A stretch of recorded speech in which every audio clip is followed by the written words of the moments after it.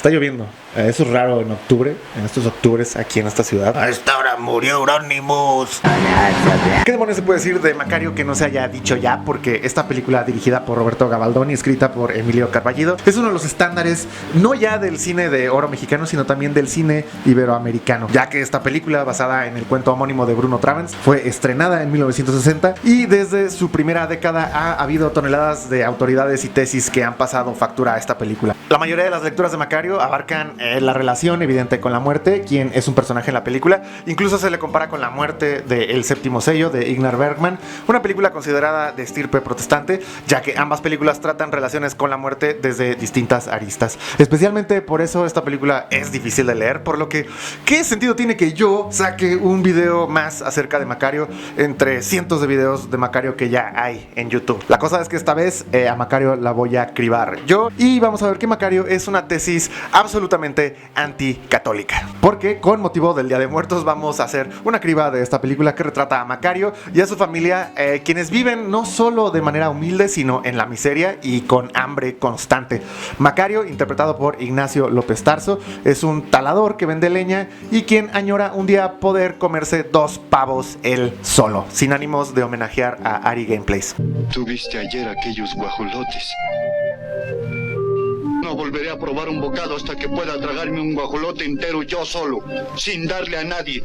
La esposa de Macario, interpretada por Pina Pellicer, la llamaré aquí Pina porque el personaje no tiene nombre en la película y creo que tampoco en el cuento. Al cero estilo de Ocean's Eleven, alcanza a complacer a su esposo, así que Macario se lleva 2 meágridos cocinados por su esposa al bosque donde corta árboles para que nadie lo moleste y así poder comerse estos tremendos pollos. Y aquí viene un spoiler: Macario se indigesta y se muere. Comía tan poco que al tragarse uno de los pavos se indigestó y murió.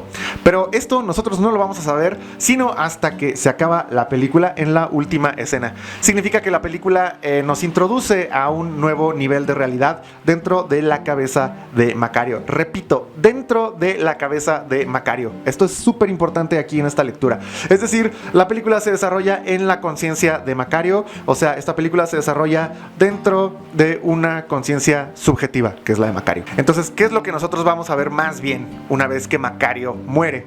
Pues vemos cómo 3 personajes le piden que comparta con ellos de su comida que aún ni siquiera se empieza a comer. Resulta que estos 3 personajes son el diablo, Dios y la muerte. El diablo le ofrece sus botones de oro a Macario a cambio de un ala. Dios le ofrece solamente hacer una buena acción a cambio de una pierna o un ala, y Macario los rechaza a los 2. Pero a la muerte, a la que sí conoce bien, es a la que le comparte de su guajolote. Por supuesto, Macario conoce bien a la muerte porque vive de ella. Y ojo aquí, esto siguiente es importante porque viene el primer elemento de importancia que estila esta película como una tesis anticatólica. En el primer plano nos muestran un árbol siendo cortado por el mismo Macario. El plano detalle retrata cómo se arranca ese árbol de su forma viva. Macario es un talador y para vender esa madera implica que el árbol tiene que morir, por lo que Macario y su familia viven de la muerte. Y esto se va a reafirmar porque vivir de la muerte es abundante en el primer acto de toda esta película, ya que podemos ver cómo un fabricante de velas le dice a Macario que la muerte les está dando mucho trabajo porque es 2 de noviembre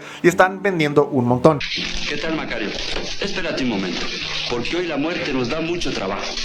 Asimismo, el pueblo entero está haciendo ventas con motivo de la institución más importante en esta película. Esa institución es el Día de Muertos. Todos están viviendo de la muerte, pero no solamente eso. Macario, en este largo sueño de muerte, se gana agua curativa que le regala la muerte como agradecimiento por haberle compartido de su comida, con la cual Macario puede curar a quien sea, siempre y cuando la muerte lo permita, cosa que se sabrá si la muerte aparece a los pies de la cama del enfermo, ya que si la muerte aparece en la cabecera, no hay manera de salvar a ese paciente. Así que Macario se vuelve un curandero conocido e incluso muy rico, pero recordemos que esto pasa cuando Macario ya está muerto. Es decir, que Macario está viviendo una vida de rico, digámoslo así, mientras ya está muerto. Es decir, sigue viviendo de la muerte. El elemento de interés que mencionaba aquí es que Macario, desde que está vivo, no ha dejado de vivir de la muerte. Parece como si estuviera destinado a vivir de la muerte, haga lo que haga. Esta película da indicios entonces de la idea de predestinación, una idea fundamental en el cristianismo reformista, protestante y claro, anticatólico, que parece haberle ganado ya terreno al catolicismo en estos tiempos. Claro, Macario, por ser tan buen curandero, llama la atención de la Inquisición, quien sospecha que Macario es un hechicero con poderes de adivinación, y evidentemente la película, como tesis anticatólica, expone a la Santa Inquisición como una bola de viejos malditos, morbosos y ávidos de torturar a quien sea bajo el pretexto de que son hechiceros. A simple vista podría parecer que este elemento en la película se da gracias al autor de la historia, que es Bruno Travens, quien era alemán, o se sospecha que era alemán, y quien, viniendo de un seno protestante, tendría una visión de rechazo al catolicismo. Sin embargo, la escena donde vemos a los oscuros monjes inquisidores dándole juicio a Macario no es parte del cuento de Travens, es decir, esta fabricación de unos inquisidores malévolos es obra original del guionista Emilio Carballido y del director Roberto Gabaldón, y no de un alemán protestante. Pero esto es aún mucho más interesante. ¿Por qué? Porque de vuelta a la película, Macario, de frente a ser condenado a la hoguera, recibe una carta del virrey don Juan Marqués de Casafuerte, donde le dice a Macario que si es capaz de curar a su hijo, que está pues casi a punto de morir, que está enfermo, él mismo lo va a absolver de todo crimen. Sin embargo, al intentar curar al hijo del virrey, la muerte se lo impide, apareciendo en la cabecera de la cama de este niño. Macario obviamente le ruega a la muerte que le permita salvar a este niño, pero esta se niega y le dice: nada puedo hacer, es un mandato supremo. Sí que no puedes llevártelo. Nada puedo hacer. Es un mandato supremo.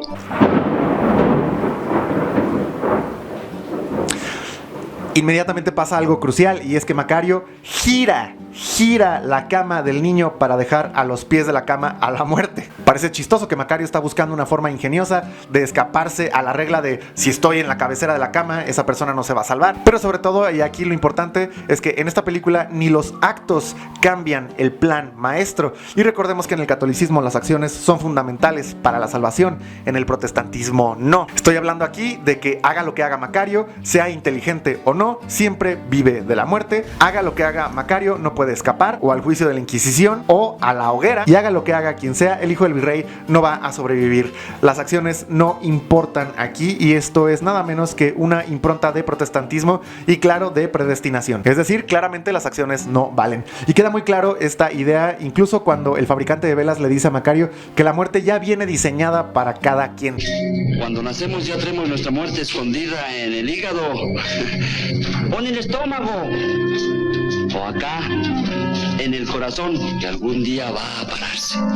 Es decir, que Macario está construida alrededor de varias ideas de doctrina protestante, y sin ir a fondo en la historia, claro, el reformador Martín Lutero provoca una separación de una facción de la Iglesia Católica en 1517 y propone nuevas filosofías en contra del catolicismo, y a esta facción se le va a llamar protestantismo. Y en Macario son visibles más ideas protestantes de Lutero, ideas luteranas como las siguientes. Por ejemplo, la idea de conciencia subjetiva, y explico. Para el católico la conciencia es objetiva. Por ejemplo, este ejemplo lo saqué de Gustavo Bueno, directamente de esta charla que se llama España, que fue hecha en 1998.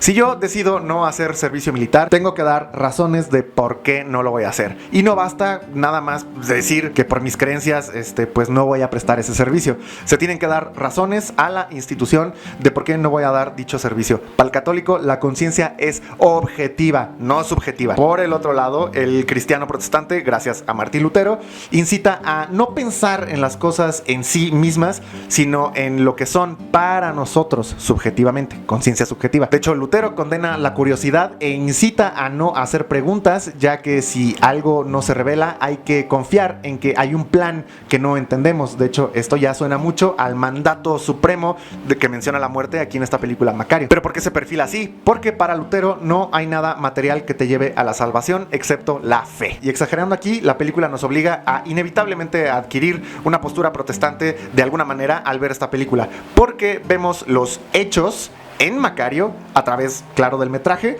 que suceden dentro de la conciencia de Macario, empujándonos así a recoger estos hechos, venidos de una conciencia subjetiva, como si fueran válidos y reales porque son los eventos que en efecto suceden en la película. Otro elemento protestante visible en Macario aparece justo al final, ya que Macario no puede en efecto salvar la vida del hijo del virrey y escapa, y es donde nos vamos a encontrar ese emblema del cine mexicano, que son las grutas llenas de velas, donde la muerte le reclama a Macario que desperdició el don que le había dado tratando de lucrar con él, es decir, el agua mágica curativa. Y pongan atención aquí porque es de lo más interesante, porque no solo Macario está destinado a vivir de la muerte como un réprobo, es decir, un réprobo quiere decir que está predestinado a jamás tener la salvación, ni de la miseria ni de la muerte, sino que la muerte le recrimina a Macario que haya hecho acciones para intentar cambiar esa predestinación.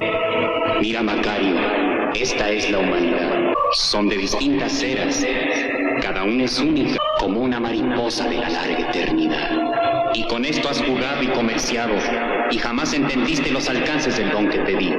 Es decir, que la muerte le recrimina a Macario el haber emprendido acciones, porque esto significa que Macario no tiene fe. Recordemos que la fe por sí sola, sin acciones, es un pilar del protestantismo. Y explico rapidísimo nada más para aclarar qué es esto de la predestinación en el protestantismo. Para Lutero, la predestinación sirve para aclarar el dogma principal de la Reforma, que es la justificación por la sola fe. O sea, el protestantismo luterano recae en la fe y ya. Predestinación no es solamente que Dios ya sabe para dónde vas y si estás salvado o no. Esto no se trata de que Dios sea un ser maldito que juega a ver cómo vives aunque Él ya sepa tu destino, sino que según Lutero puedes estar predestinado a que Dios se revele ante ti, y para esto, según Lutero, tienes que estar muy al tanto de las señales. De otra manera, Dios permanece oculto o vedado. Lo que Lutero sí va a rechazar es que tú te atrevas a tratar de investigar aquellas cosas de ese Dios oculto que no se te ha revelado, como por ejemplo lo hace un filósofo, un escolástico, o como lo haría un preguntón. Lutero habla en sus comentarios al Génesis de la curiosidad impía, una curiosidad mala, al referirse a este deseo de hacer visible y comprensible por medio de la razón lo que Dios no te ha manifestado. Cuando nos acercamos al Dios no revelado, comenta Lutero, ahí no hay fe. No hay palabra, no hay conocimiento. Él es un Dios invisible y tú no puedes hacerlo visible. Macario, bajo una mirada protestante, es un curioso impío que cuestiona no solamente al diablo y a la muerte, sino también al mismo Dios. Macario no confía en ese plan maestro, es decir, no tiene fe en absoluto. Y la muerte le castiga a Macario por hacer acciones para evitar que se dé ese plan maestro, donde obviamente en ese plan maestro Macario termina o en la miseria o muerto. Y lo que le está recriminando la muerte a Macario al final de la película es esa tremenda falta de fe. La muerte le está diciendo prácticamente a Macario, déjate morir, confía en el plan, ten fe. Pero a Macario le importa poco si eso es el plan maestro. Recordemos que para Lutero la fe está por encima incluso de las acciones, y es visible ya como en la película es Macario y sus acciones contra la oferta de fe o confianza que le da la muerte. Es decir, el dogma católico de la acción y realización contra el dogma de la fe luterana, chocando claramente aquí en Macario. Y mientras la muerte le recrimina a Macario esa falta de fe, los católicos en la Inquisición sí quieren castigar a Macario por sus acciones, es decir, por ser, según ellos, hechicero, por haber curado de manera misteriosa a un montón de gente. Fe que no tiene Macario en ese plan maestro y por ende, claro, no tiene fe en Dios. Y el hecho de que la mayor de las faltas de Macario sea la falta de fe, nos da una pauta de esta impronta innegable protestante que tiene esta película, que no solamente es una maravilla del cine de oro mexicano, sino que es sorprendente que lo sea, siendo una tesis anticatólica y protestante venida del cine mexicano, que es, los mexicanos éramos uno de los países más católicos del mundo. Queda claro entonces cómo esta película articula la dinámica de esta trama, desde cosas como Dios hasta el plan maestro o predestinación, como si de la perspectiva de un protestante se tratara, es decir, como si los realizadores fungieran como protestantes. No solo eso, sino es clara la crítica de manera visual a las instituciones aquí en esta película Macario. En este caso, una crítica contra las instituciones católicas, por ejemplo, cuando son causantes de la miseria de muchos, por ejemplo, en el caso de Macario. Y el rasgo es importante, ya que las instituciones en esta película son respetadas, y ese estricto respeto a las instituciones son la razón de la miseria del pueblo. Así lo expone la película. Es decir, Macario respeta la institución de la oración de gracias a Dios en la mesa por la comida, y por hacer esto, evita que su hijo hambriento se aborace o empiece a comer. Otra crítica viene donde la institución del Día de los Muertos Muertos o el Día de Todos los Santos, señala que el 2 de noviembre importa mucho más alimentar a los muertos en un altar que a los vivos que sí tienen hambre, y la comida es exclusiva para el altar. Macario, claro que es una joya del cine mexicano, sin embargo una joya hecha de un metal ya bastante oxidado, pero sin duda alguna también un documento del doliente e incesante cavar del mexicano en su búsqueda de identidad, de la cual está segurísimo que, aunque esté perdida por ahora, es culpa de España que no pueda encontrar esa identidad. Pero dejando de lado el señalamiento del tratamiento fúnebre que da Macario a México, esta película es también un testimonio del rugido que provocan los pilares del catolicismo al caer durante el siglo XX. Pues esta película, estrenada en el 60, con su amplio desprecio al catolicismo, nos indica que ya durante los años 50 las facultades de filosofía de México estaban levantadas, no en armas, pero sí en tinteros, contra la Iglesia Católica, simplemente para ver 2 años después del estreno de Macario un devenir de sucesos, como es el caso del Concilio Vaticano II de 1962, surgido, claro, de la necesidad de esta institución por reorganizarse ante su pérdida de fuerza. Sucesos que van a llevar al catolicismo a un mucho más notable hundimiento, bajo movimientos como por ejemplo la teología de la liberación o las acciones de Juan Pablo II por contrarrestar esa teología de la liberación, y por consecuencia la ganancia de terreno en Iberoamérica y, claro, de México, del protestantismo, siempre, claro, en contra del catolicismo. A esta hora murió Euronymous.